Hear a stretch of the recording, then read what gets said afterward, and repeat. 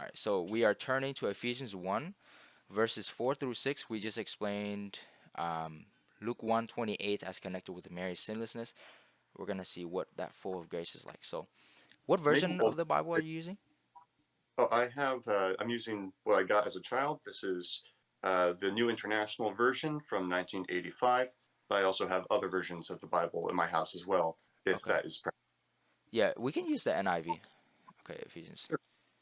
Yes. Oh, and since this is Yeah. being recorded for posterity, I'll introduce myself briefly. Hello, my name is Erik Nilsson. I am a Quaker, particularly from the Evangelical Friends Church Southwest Yearly Meeting, and this is a continuation of discussion that Ben and I have had regarding Mariology from the Catholic and the Protestant perspective from last week. Yeah, excellent. And so here we are, Ephesians 1 4 to 6. I have the NIV right here. It says, "For he chose in him before the creation of the world," I think the before the creation of the world would be important right there, "to be holy and blameless in his sight." So blameless, holy, without sin in his sight. In love, he predestined us for adoption to sonship through Jesus Christ in accordance with his pleasure and will. Verse 6 is important. To the praise of his glorious grace, which he has freely given us in the one he loves. So that word grace as connected with verse 4, verse 5. So predestination from the foundation of the world, I think that's the other translation, from the foundation of the world to be blameless and holy. That would indicate a sinlessness. And just to reiterate, the word here in Ephesians 1 6 is, at least the root Greek word, is used only in the other time in the Bible, which is Luke 1:28, as applied to Mary Sure. as being full of grace. So, given that, I would say full of grace, even if it weren't connected with Ephesians 1, it would imply indicate that Mary is sinless, at least at that very moment. But I would say connected with Ephesians 1 4 to 6, it makes the case even stronger. I think that Luke 1 shows that Mary was sinless. I think actually that it would imply the opposite. Not that Mary wasn't sinless in that moment. Although I think that's a discussion we can put to the side for a second. But the fact that in verse 6 it says, "To the praise of His glorious grace, which He has freely given us in the one He loves." Well, then, if Mary is full of grace, and as with every other human in the Bible and in history, then that was given to her by God. I don't think that's imputed. That's not something that she or any other human, for that matter, conjure up within themselves. Of Just course, like I with agree. Abraham. Yeah, just like 100%. with Abraham earlier, where where he believed in God, he trusted in God, and God credited it to him as righteousness, which is mentioned both in Genesis and Hebrews. Where you mentioned earlier before you started recording how one can make the case that Abraham was sinless in that moment, and I suppose that you mean sinless, like as in his body there was no sin whatsoever at least at that particular moment. Is that how you interpreted that? Yeah, because the Bible describes him as being justified. Yeah. And just to be clear, and I agree with you earlier, what you said earlier, that it's not like something that she just, earned. So we see clearly in Luke 1:47, and my spirit, this Mary is saying, and my spirit rejoices in God, my Savior. The Catholic position Right. is that Jesus saved her before she was conceived. And this is sort of supported, sort of understood. I should say not supported but Mhm. understood especially from Jeremiah 1 5, where Jeremiah, before in the womb, God already knitted him, already knew him. So I would say in that way it allows, it doesn't, I don't think it's like definitive, or it allows the position that Mary may have been saved before conception. It would be this analogy that I really like. Imagine somebody's walking towards a ditch, but right Mhm. before that person jumps into the ditch, by the way, that's analogous of sin. Before they jump into the ditch accidentally or something, Jesus comes to grab that person's hand, so that person can say, "Jesus, you are my savior." But the person never sinned, never jumped into the ditch. So that's a little analogy that I like. Okay, that is helpful. I can't speak universally for Protestantism in general, but I think one of the reasons why Protestants balk at the doctrine of the sinlessness of Mary is because, at least the way that um, we learn about it, or the way that we have we understand it is that it is like an earned righteousness or an earned sinlessness, which, and given that the whole Protestant Reformation started with taking Romans more literally than Luther thought what that the church was doing at the time, uh, yeah, hence our reaction to that. So that is helpful. Hmm. Um, Yeah, and Romans definitely is one big one. I think that there's a point where actually, so I'll actually even quote something I remember Pope Benedict the 16th said, which is that Catholics can agree with the Lutheran phrase "faith alone," provided that it's understood properly. And in the Catholic sense, that would mean faith that is connected with love and hope. By definition, just a mere intellectual faith, mere, without hope, without love, that is not deserving of the word faith that saves. The only faith that saves is the one that is working through love. Galatians 5:6. And right, obviously, it's connected with love as well. So, yeah, actually, us Catholics, we can say faith alone. Yeah, amen to that. But it has to be understood properly, not just a mere intellectual faith, not just a trusting faith, but it has to right. get to that third level of love. And the Because word even Luther, the sorry, believe and shudder. what's that? Because even the demons believe and shudder. Yep, exactly. Yeah, and just to be clear, just to reiterate, just to supplement that point, the World Lutheran Federation and the World Methodist Council agreed also with the Catholic Church concerning this position of basically being saved in such a way. In the specific document with the Lutherans and the Catholics, it did say we are saved by grace alone, but this is basically, I think, spelled out, especially with the presence of Pope Benedict the 16th himself, who obviously agreed with the phrase "faith alone," provided that it's understood properly. Okay, that makes sense. Yeah, but maybe you were probably thinking of Romans 3:23, just to try to steel man the usual Protestant position Sure. that how could Mary be sinless if Romans 3:23 says, "For all have sinned and fall short of the glory of God." Maybe you want to say something concerning that, Eric, or should I just try to see how I can steel man that? I'll let you steelman it since you brought it up first. Okay, yeah. So Romans 3:23, for all have sinned and fall short of the glory of God, and basically the argument understanding or the argument here is Mary is all, or she's included in the all. Sure. Human beings, men, Eric, included in the all. We have sinned in one way or another, so we're gonna be saved by Jesus, right? So in Romans 3:28, it says. Let's see, Romans 3:28, it says, "For we maintain that a person is justified by faith apart from the works of the law." So that's how we're saved, right? By faith. Mary was saved by faith as well. I would say that if we look at the context, so Romans 3, starting at verse 10 Mhm. to, I would say, 19 or 18. Let's see, verse 10.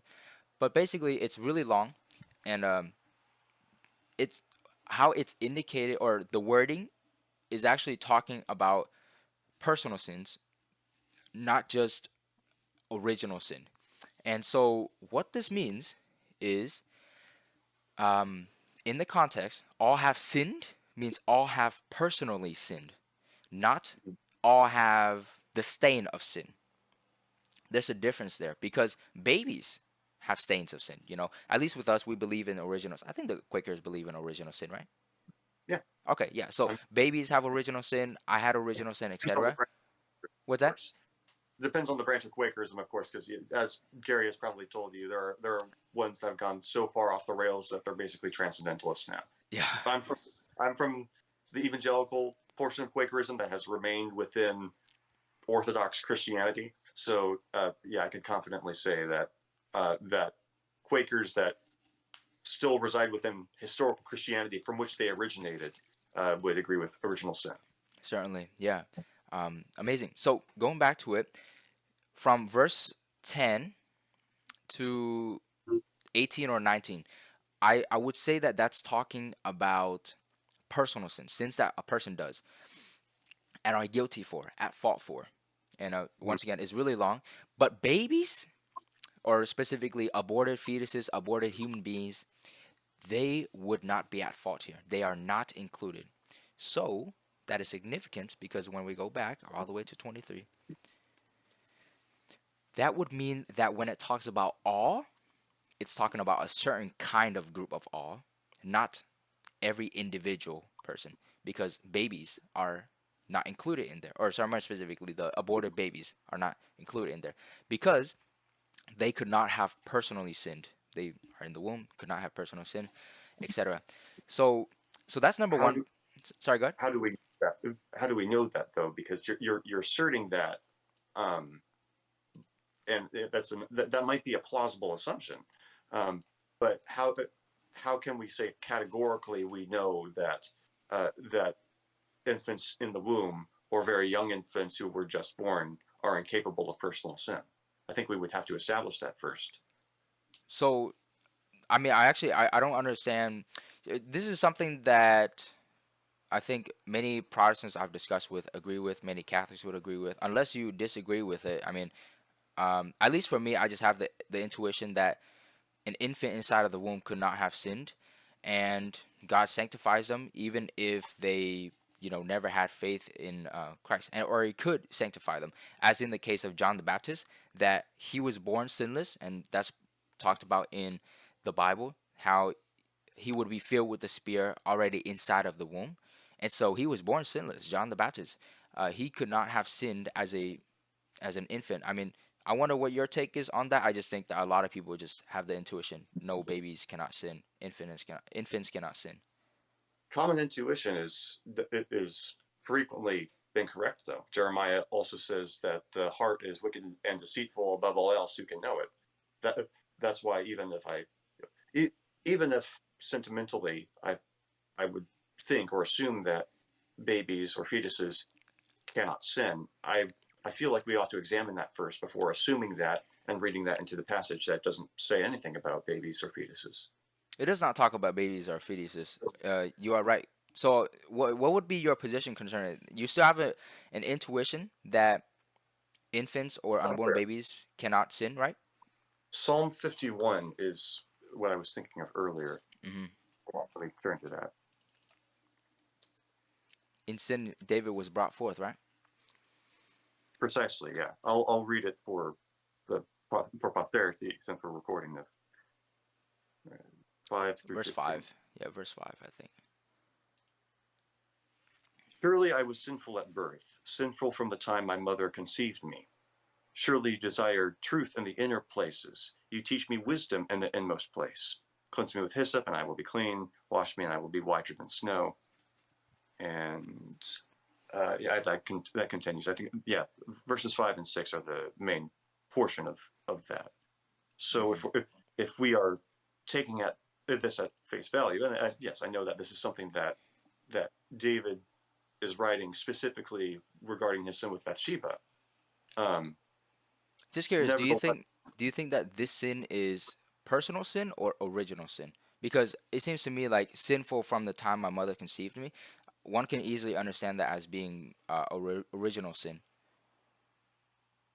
sure, I let's see. Well, you're saying that that those two are cleanly divided, and I don't know if those are cleanly divided. I Just also think of okay. Maybe we need to establish it because I mean, at least with many conversations I've had, people make that distinction. Like, there's a difference between men personally committing the sin of stealing versus men passively receiving the original sin.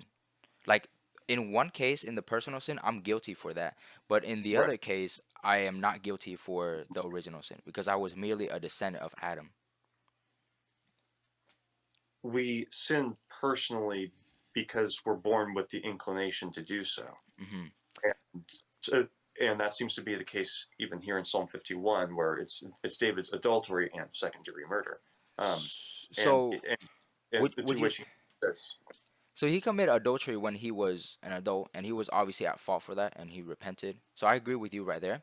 right, But and then he traces that all the way back to his birth, saying, "Surely I was sinful at birth, sinful from the time my mother conceived me." right, so sinful as in having a sinful inclination, as in from what we have, what one can call concupiscence. We have concupiscence as a result of original sin, but the concupiscence itself, that inclination to sin, that babies have, that I have, that Eric would not be a sin. The actual sin is that we're going to be guilty for is the personal sin. So babies, they would have original sin, and as a result of which they're called sinful, and as a result of which they have concupiscence, which is inclination to sin. But until they personally commit the sin, those three things I just mentioned are not sins that would be counted in Romans 3:23. That was basically the point behind all this, the distinction, which is, just to clarify, Romans 3:23 says all have sinned and fallen short of the glory of God. Right. But Which is have, category. yeah, yeah, have sinned in what way? In the original sin way or in the personal sin way? And my original claim was it's talking about the personal sin way. How do we know? Because Romans 3 verse 10 through 19 shows us. And once again, it's really long to read, so I don't want to really read it, but we can see that um Actually, that might be helpful too. okay, sure. So let's see. We're going to do some skips though cuz I don't. So there's no one righteous, not even one, no one understands, no one who seeks God, have turned away, worthless, have become worthless. There's no one who does good, not even one. Their throats are open graves. Their tongues practice deceit, poison of vipers on their lips, mouth full of cursing, bitterness, feet swift to shed blood, ruin and misery mark their ways, and the way of peace they do not know. There's no fear of God before their eyes. So, if we can go back to it once again, so just to summarize, how I just read all that, or how I understood what I just read right there, is a lot of actions, like not doing good, not understanding, not seeking God. These are indicators of personal things that people do, things that people can do um, with what I would think to be the age of reason. And so, at least with the aborted fetuses, they would not, obviously, they would not understand, but they would not have become worthless. They would not have, quote unquote, be at fault for not doing good. These are moments when Paul is talking about personal sins, wherein one is going to be guilty of it. But babies, they are just there. They cannot commit these sins and be at fault for it. So Paul cannot say in Romans 3:23 that it would include babies, because once again, the reason. Okay, just to summarize, the reason that this would be important, the reason I'm talking so much about babies, is if Right. babies are exceptions, if more specifically, if aborted human beings are exceptions, then that provides the possibility, not the Right. proof, but the possibility that Mary was also sinless. That's the underlying point right there. Yeah, and I understand the point that you're making. My counterpoint is that I think you're making assumptions about the text and reading in what the implications might be for babies and fetuses that are not supported by the text itself, and that we're reading into it. And not that because the text itself does not provide exceptions. It Mm, very clearly says this is universal. It is we who are going in after the fact and saying, well, but this excludes X, Y, and Z, although the text itself does not give that. Even though yes, there are many action verbs here in this passage. There are also many things that are passive, and you could, at least from the terminology used previously, would include concupiscence, such as there is no fear of God before their eyes, the way of peace they do not know, etc. So it includes both things that we commit, but also attitudes of the heart, which in the entire Sermon on the Mount, Jesus very clearly says it doesn't matter if you just don't murder someone or just don't commit adultery or but even being angry at someone or even lusting after a woman in your heart is sin.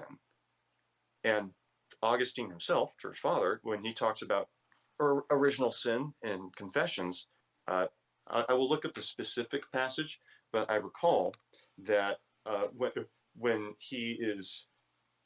uh, he's defending the doctrine to the objection that, well, babies can't sin. How can babies sin? They don't have any will to. And he says, I have seen infants, I have seen small children give other human beings hateful expressions, and you can see it written on their face when they hate when they don't get their way. We, and he said something to the effect of, we consider babies innocent, not because they don't have evil in their hearts, but because their limbs are too weak to enact their will, and therefore we extend grace to them through that. Hmm. I'll give you an All example. Yeah. So even given what Augustine said right there, let's consider a day one baby, just conceived, barely conceived, day one. That's still a human being, and many of them have been aborted. They surely are exceptions. Why? Because they don't even have a will yet. They don't even have a brain yet. Don't even have a heart yet. Day one, just conceived, or sometimes that's very close in the first trimester. Most abortions occur during that time. So at least with them, they're going to be exceptions because they don't have a will, they don't have a brain, they don't have a heart yet. So hold on, and Min, I know that you are on the pro life um, club at Cal State Fullerton. So in which I presume, and I would agree with you that aborted infants, especially those aborted very early on, life begins at conception. That's the defense, right? Life begins at conception, and therefore every conceived human therefore must have a soul. But if you are now saying that because babies that are aborted, say in the first trimester or very early on, may not Specific, have brains or specifically day wills, one. specifically day one. Hmm. So, uh, so if such a if such a being does not have a will, can it even be said to have a soul? So It if does have a soul. Yeah. okay, so what the So a soul.